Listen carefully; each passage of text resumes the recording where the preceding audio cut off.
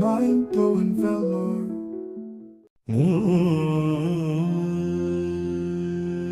सिंह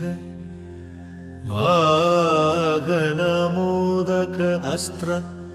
चामर कर्ण विलंबित सूत्र वामन रूप महेश्वर पुत्र विघ्न विनायक पाद नमस्ते विघ्न विनायक पाद नमस्ते ओम कन्निमूल गणपति भगवानी शरणं अय्यप्पा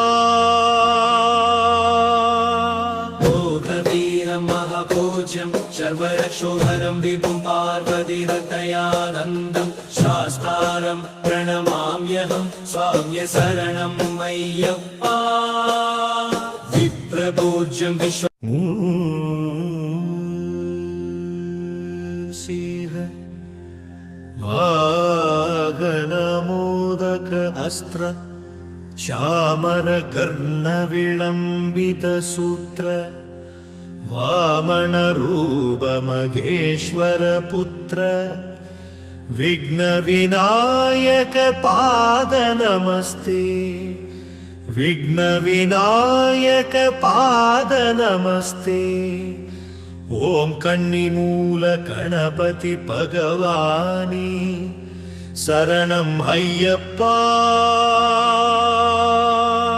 भोगवीरं महापूज्यं सर्वरक्षोहरं विभुं पार्वतीहृदयानन्दं शास्तारं प्रणमाम्यहं स्वाम्य शरणं अय्यप्पा विप्रपूज्यं विश्ववन्द्यं विष्णुसम्भुप्रियं सुदं क्षिप्रप्रसादनिरादं शास्तारं प्रणमाम्यहं स्वाम्य शरणं अय्यप्पा भक्तमादङ्गगमनं कारुण्यामृतपूरितं सर्वविघ्नहरं देवं शास्तारं प्रणमाम्यहं स्वाम्य शरणं अय्यप्पा अस्मत्क्लेश्वरं देवम् अस्मदत्विनाशनम् अस्मदिष्टप्रदातारं शास्तारं प्रणमाम्यहं स्वाम्य शरणं अय्यप्पा पाण्डिये सवंसतिलकं केरलकेलिविग्रहं पार्थत्राणवरं देवं शास्तारं प्रणमाम्यहं स्वाम्य शरणं अय्यप्पा त्र्यम्बकपुराधीशं गणदीपसमन्वितं गजानुमहं वन्दे शास्तारं प्रणमाम्यहं स्वाम्य शरणं अय्यप्पा शिरवीर्यसिमुत्तूदं श्रीनिवासदानोद्भवं सिहियाभानुजं वन्दे शास्तारं प्रणमाम्यहं स्वाम्य शरणं अय्यप्पा यस्तदन्वन्तरिमाद पिता देवो महेश्वरदं शास्तारमहं वन्दे